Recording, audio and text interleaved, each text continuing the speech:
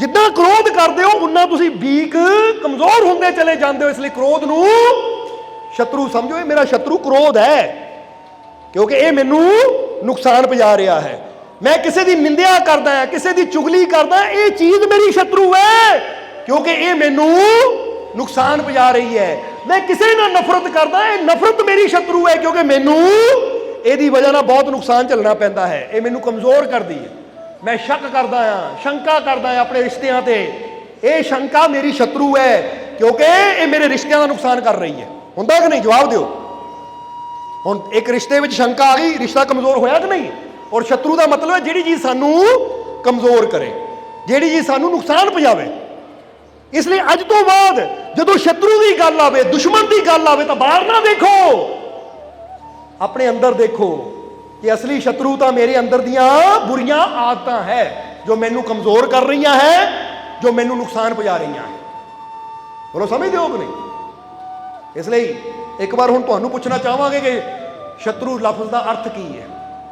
वो चीज़ जो सानू नुकसान पहुंचाती है, वो चीज़ जो सानू कमज़ोर करती है, उन्होंने असीं संस्कृत में कह दिंदे आ शत्रु।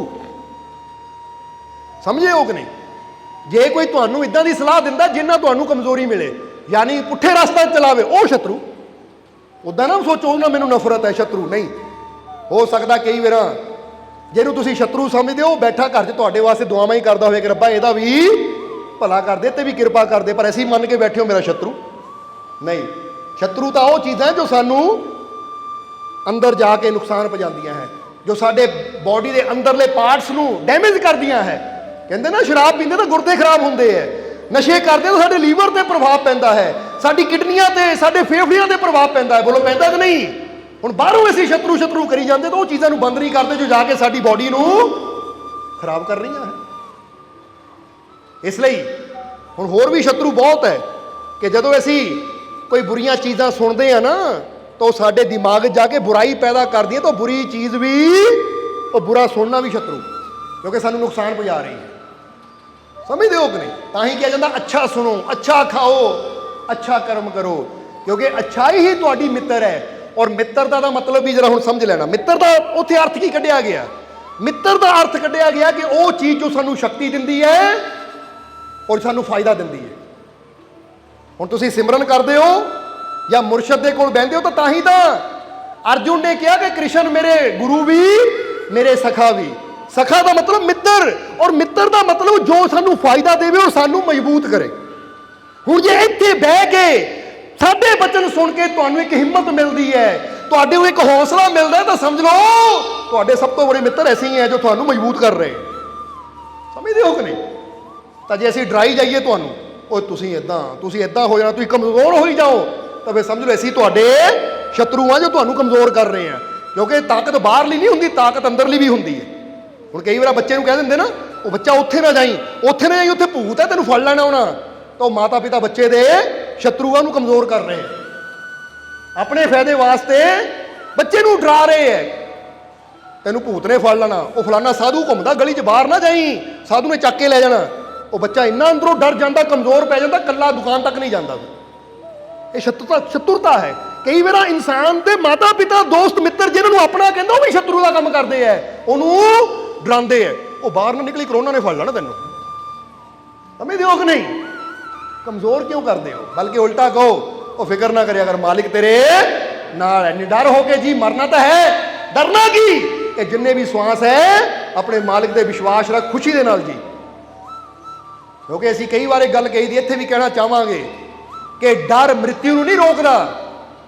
जिहड़ा डर है ना, ये मौत नूं नहीं रोकदा, डर जिंदगी नूं रोकदा है, जीवन नूं रोकदा है, खुशियां नूं रोकदा है, आनंद नूं रोकदा है। ये गल याद रखो, क्योंकि जिन्ना इंसान डरदा है उन्ना उहदे जीवन च खुशियां खत्म होंदियां जांदियां है, हासे खत्म होंदे जांदे, आनंद खत्म होंदा जांदा है। हुण जे बंदा सोचे डरी जावां तां मेरी मौत ना होवे, तां मौत तां आनी है। बल्कि ये हो सकता है कि जिहड़ी साल बाद आनी है डर दे नाल हुणे ही आ जावे। क्योंकि जिन्ना डर होवे उन्नी जल्दी बंदा जो डर गया समझो मर गया। तो जिन्ना ज़्यादा इंसान स्ट्रोंग बने, विश्वास रखे, यकीन रखे, तो हो सकता है कि जिहड़ा 6 महीने पहला मरना सी ना, वो बंदा 6 साल होर ਜੀ ਲਵੇ, ਕਿਉਂਕਿ ਉਹਨੂੰ ਹਿੰਮਤ ਹੀ, ਹੌਸਲਾ ਹੀ ਇੰਨਾ, ਆਪਣੇ ਮਾਲਿਕ ਤੇ ਵਿਸ਼ਵਾਸ ਹੀ ਇੰਨਾ ਹੈ ਕਿ ਉਹ ਡਰ ਉਹਦੇ ਨੇੜੇ ਆਉਂਦਾ ਹੀ ਨਹੀਂ ਹੈ। ਸਮਝ ਆ ਰਹੀ ਹੈ ਸਾਡੀ ਗੱਲ? ਇਸ ਲਈ ਦੂਜਿਆਂ ਨੂੰ ਹਿੰਮਤ ਦਿਓ, ਮਿੱਤਰ ਬਣੋ, ਦੂਜਿਆਂ ਅੰਦਰ ਤਾਕਤ ਪੈਦਾ ਕਰੋ, ਦੂਜਿਆਂ ਨੂੰ ਹਿੰਮਤ ਦਿਓ, ਦੂਜਿਆਂ ਨੂੰ ਸਟਰੋਂਗ ਬਣਾਓ, ਕਿਉਂਕਿ ਮਿੱਤਰ ਦਾ ਮਤਲਬ ਹੈ ਜੋ ਸਾਨੂੰ ਸ਼ਕਤੀਸ਼ਾਲੀ ਬਣਾਵੇ, ਜੋ ਸਾਨੂੰ ਫਾਇਦਾ ਦੇਵੇ, ਉਹਦਾ ਮਤਲਬ ਮਿੱਤਰ। ਹੁਣ ਕਈ ਵਾਰ ਬੰਦਾ ਕਹਿੰਦਾ ਉਹ ਮੈਨੂੰ ਸਿਗਰਟ ਦੀ ਡੱਬੀ ਲਿਆ ਕੇ ਦਿੰਦਾ ਮੇਰਾ ਮਿੱਤਰ, ਉਹ ਤਾਂ ਭਾਈ ਸ਼ਾਮ ਨੂੰ ਸ਼ਰਾਬ ਦੀ ਬੋਤਲ ਲੈ ਕੇ ਆਂਦਾ, ਪੈਸਾ ਮੇਰਾ ਲੱਗਦਾ ਮਿੱਤਰ। ਇਹ ਸ਼ਤਰੂ ਹੈ, ਕਿਉਂਕਿ ਉਹ ਚੀਜ਼ ਲਿਆ ਰਿਹਾ ਜਿਹਦਾ ਤੁਹਾਨੂੰ ਨੁਕਸਾਨ ਹੈ, ਜੋ ਤੁਹਾਨੂੰ ਕਮਜ਼ੋਰ ਕਰਦੀ ਹੈ। ਸਮਝਦੇ ਹੋ ਕਿ ਨਹੀਂ?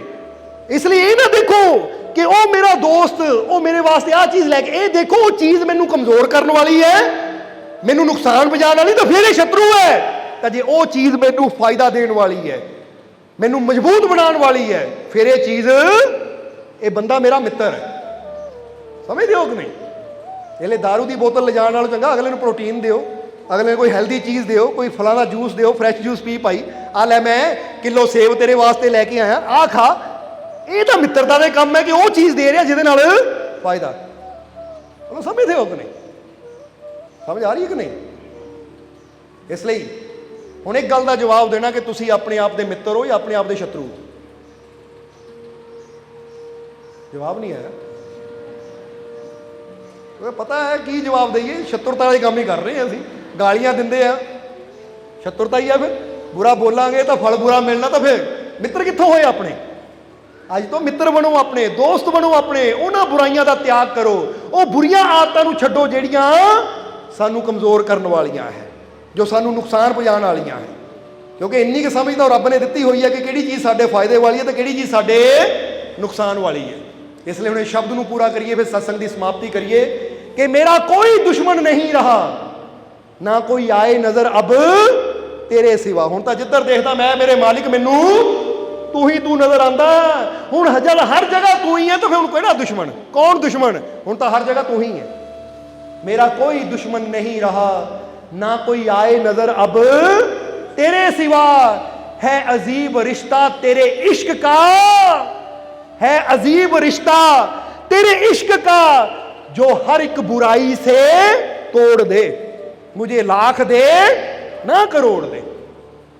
कि इदां दा तेरा इश्क है, बड़ा अजीब तेरा इश्क दा है, क्योंकि तेरे इश्क दा रिश्ता इन्ना अजीब है कि जदों दा मैं तेरे नाल इश्क कीता आ, तां तेरे इश्क ने मैनू हर बुराई तो ही तोड़ के रख दिता। हर बुराई छुट गई मेरी, क्योंकि हुण तैनू प्रेम करना शुरू कर दिता, तेरे नाल इश्क करना शुरू कर दिता। हुण जदों तो तेरी खुशी की फिक्र हुई है, उदों तो हुण बुरा हुंदा ही नहीं है। क्योंकि जिहदे नाल इंसान मुहब्बत करदा ना, फिर बंदे दे मन च हुंदा कि अपने प्यारे नू खुश रखा मैं, और जदों उहनू खुश रखना तो बुराई तो अपने आप ही। हुण फर्ज करो जे किसी नू पता होवे कि मैं अपने महबूब नू इश्क करदा, तो मेरे महबूब नू आ चीज़ पसंद नहीं है, तो ना वो भी चीज़ छड़ देनी कि नहीं? कहना भाई जिन्हों मैं प्यार करदा उन्होंने चीज़ पसंद नहीं है, तो मैं छड़ दी, क्योंकि मेरे महबूब की खुशी चाहिए है। समझते हो कि नहीं? इसलिए इनू कहते हैं है अजीब रिश्ता तेरे इश्क का, जो हर एक बुराई से तोड़ दे। कि हर एक बुराई नालों मैनू तोड़ के रख दिता। हुण ना बुरा बोल हुंदा है, ना बुरा देख हुंदा है, ना बुरा कर हुंदा, ना निंदिया हुंदी, ना चुगली हुंदी है। कारण की है? वो इसलिए क्योंकि हुण मैनू ये फिक्र है कि किते मैं बुरा बोला तो मेरा रब ना नाराज हो जाए, किते बुरा करा तो मेरा यार यानी मेरा रब भी तो दूर ना हो जाए। हुण हर बुराई तो मैं दूर हो गया जदों दा तेरे नेड़े होया।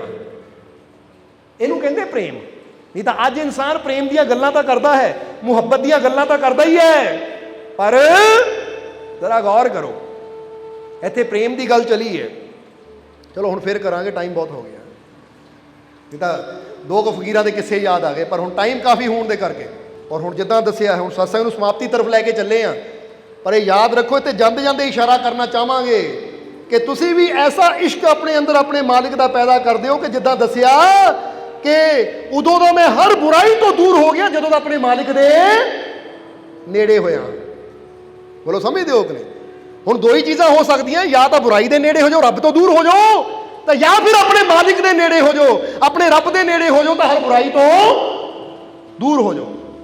हुणे तुसीं सोचना है कि किहदे नेड़े होण विच मेरा फायदा है।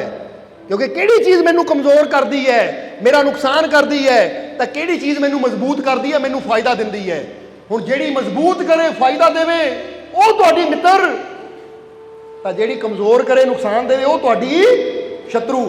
तो शत्रुआं दे पिछे तुरांगे, शत्रुआं नाल यारी ला के बंदा फिर जीवन च खुश तां कदी बोलो हो सकता है? क्योंकि खुशी जे जीवन च चाहिदी है, कामयाबी जे जीवन च चाहिदी है, आनंद जे जीवन च चाहिदा है, तो फिर मैनू वो चीज़ नाल जुड़ना पएगा जो मैनू मजबूत करे, जो मैनू फायदा पहुँचावे। और जरा एक गल का जवाब देना, वो मालिक की रहमत तो ज़्यादा मजबूत कोई है? और रब तो ज़्यादा ताकतवर कोई है? जो शक्तिशाली नाल जुड़ांगे, शक्तिशाली नू अपना मित्र बनावांगे, उत्ते विश्वास रखांगे, तो जिद्दां दसिया जिहदी यारी उहदे नाल लग जाती है, तो जे वो शक्तिशाली है तो फिर साडे सारे डर, सारियां चिंतावां तां उद्दे ही खत्म हो जांदियां। फिर सानू भी शक्ति मिलती है, क्योंकि शक्तिशाली नाल जुड़ के बंदा भी शक्तिशाली हो जाता कि नहीं?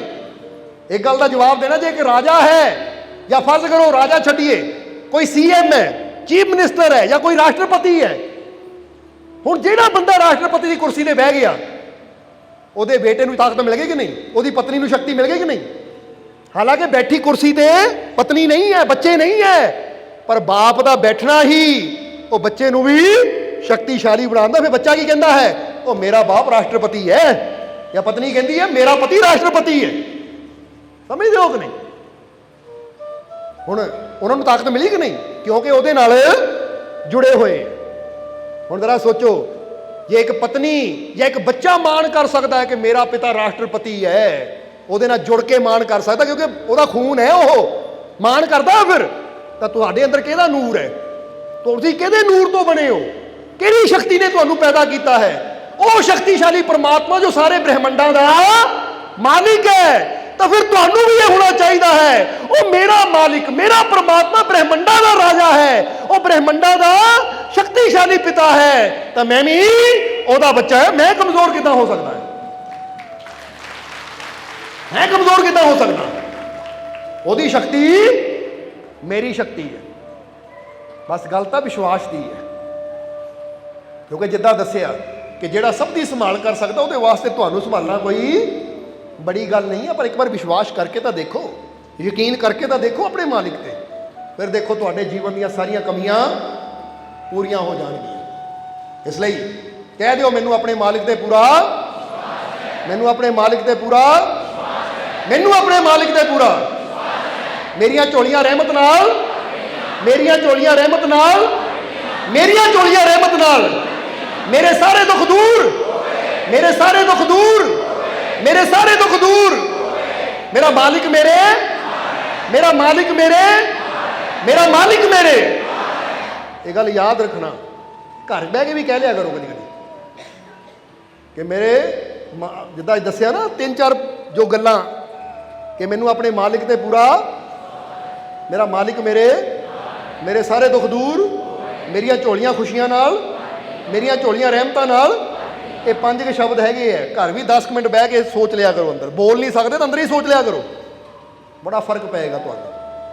क्योंकि जिधर सोच की तार जुड़दी है ना, फिर वो असर साडे जीवन ते होना शुरू हो जाता है। बोलो समझते हो कि नहीं? अच्छा, सोच का असर हुंदा कि नहीं? जवाब दिओ सानूं। बस जिधर सोच जुड़दी है ना, फिर उदां दे शरीर दे विच, जिद्दां हमेशा दसीदा कि शरीर उदां दा एक्शन लेना शुरू कर दिंदा है।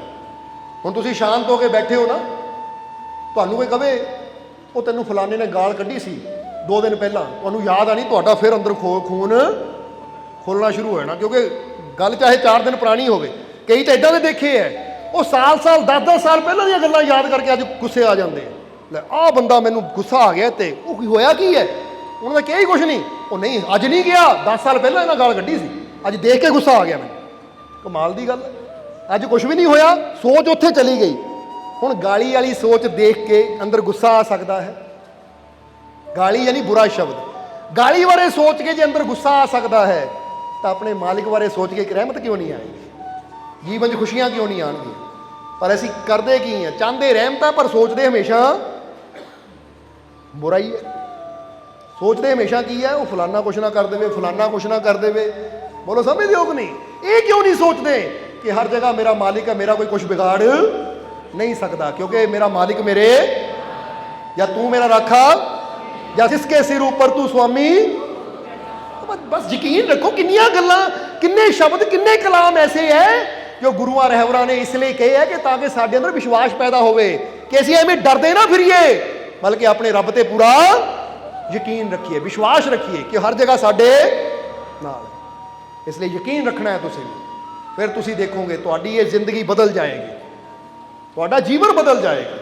जदों विश्वास इंसान अंदर रखता है और अपने मालिक के यकीन के नाल जदों इंसान कदम बढ़ाता है तो ना होने वाले काम भी होने शुरू हो जाते, क्योंकि इंसान का विश्वास ही इंसान नूं उहदी शक्ति के नाल जोड़ दिंदा है, उहदी ताकत के नाल जोड़ दिंदा है।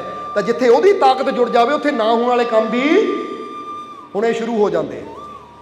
बोलो समझदे हो कि नहीं? क्योंकि उहदी ताकत का ही तो कमाल है।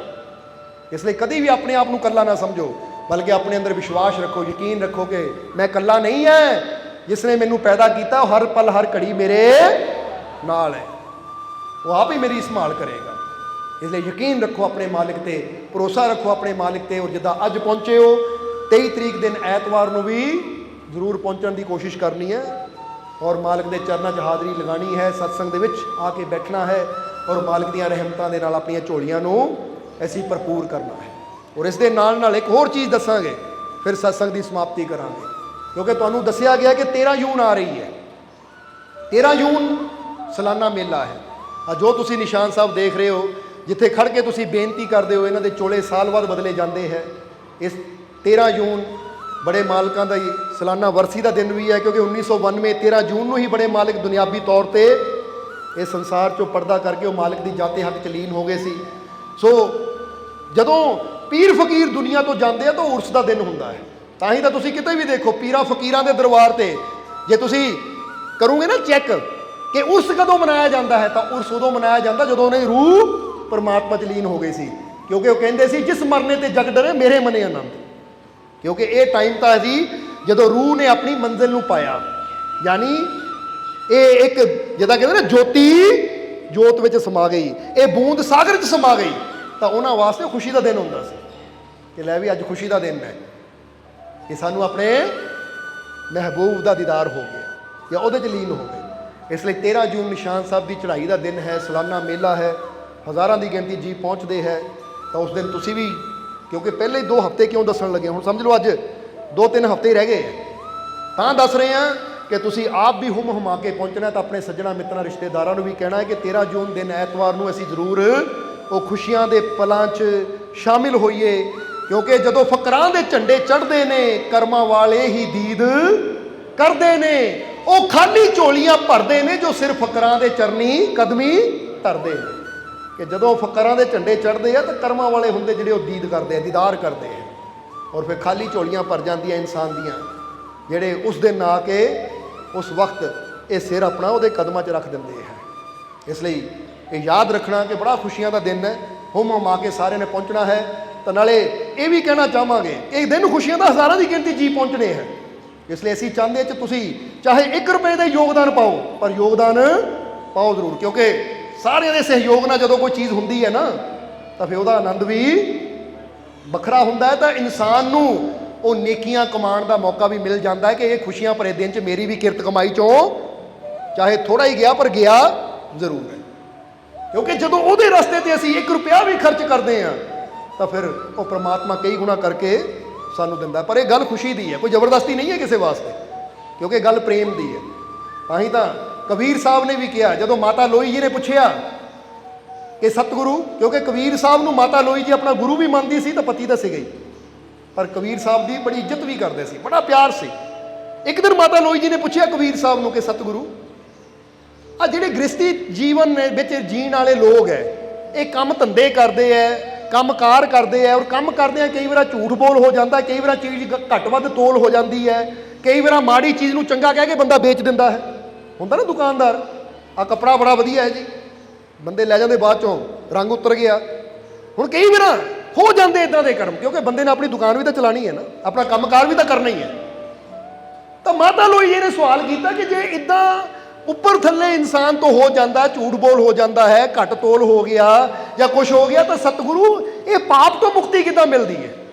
तो उसलिए कबीर साहब की बाणी है, पढ़ के देखना कबीर साहब की कहते हैं ਫਿਰ ਕਬੀਰ ਸਾਹਿਬ ਨੇ ਮਾਤਾ ਲੋਈ ਜੀ ਨੂੰ ਸਮਝਾਇਆ, ਜਵਾਬ ਦਿੱਤਾ ਕਿ ਜੇ ਇਦਾਂ ਗ੍ਰਸਤੀ ਵਿੱਚ ਰਹਿੰਦਿਆਂ ਕੋਈ ਪਾਪ ਕਰਮ ਹੋ ਜਾਵੇ ਤਾਂ ਫਿਰ ਇਨਸਾਨ ਉਹ ਪਾਪ ਕਰਨ ਤੋਂ ਮੁਕਤ ਕਿੱਦਾਂ ਹੋ ਸਕਦਾ ਹੈ। ਤਾਂ ਕਬੀਰ ਸਾਹਿਬ ਆਪਣੀ ਬਾਣੀ 'ਚ ਦੱਸਦੇ ਹੈ ਕਿ ਗ੍ਰਹਿ ਕਾਰਜ ਮੇ ਪਾਪ ਬਹੁਤ, ਗ੍ਰਹਿ ਕਾਰਜ ਮੇ, ਕਿ ਗ੍ਰਸਤੀ ਵਿੱਚ ਰਹਿੰਦਿਆਂ ਕਾਰਜ ਕਰਦਿਆਂ ਪਾਪ ਬਹੁਤ ਹੋ ਜਾਂਦੇ ਹੈ।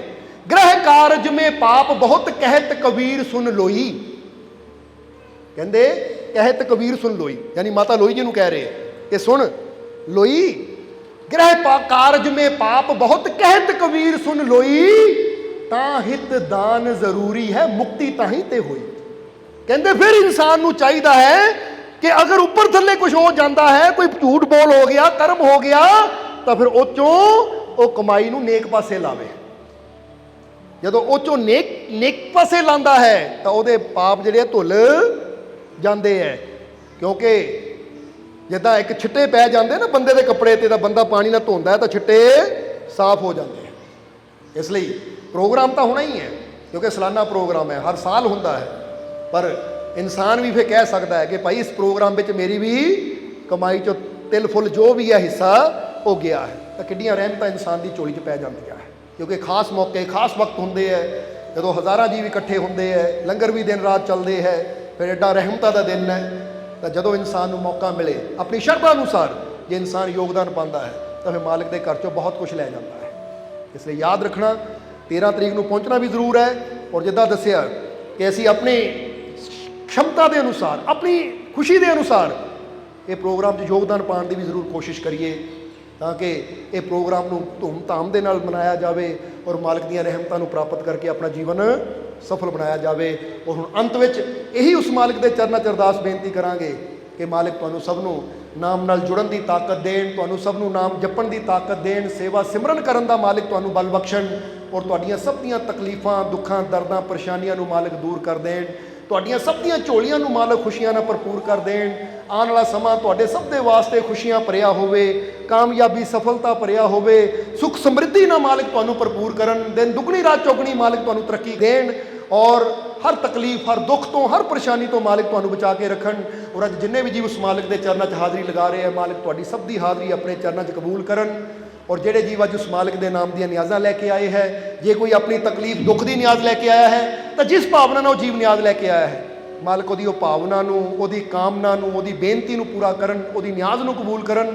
तो जे कोई जीव अज खुशी की न्याज़ लैके आया है, तो मालिक उहदी खुशी की न्याज़ नूं भी कबूल करन और वो जीव की झोली 'च इन्नियां खुशियां पा देन कि उहनूं कदी फरियादा करन दी लोड़ ही ना पवे। और अपनी किरपा, दया, मेहर, रहमत, बख्शिश हमेशा मालिक तुहाडे ते बनाए रखन। यही साडी उस मालिक के चरणों 'च अरदास बेनती है। और हुण अंत विच तुहाडे सब दे अंदर वसदे उस मालिक नूं असीं प्रणाम करदे हां। साडा प्रणाम स्वीकार करो। जय मालिकां दी।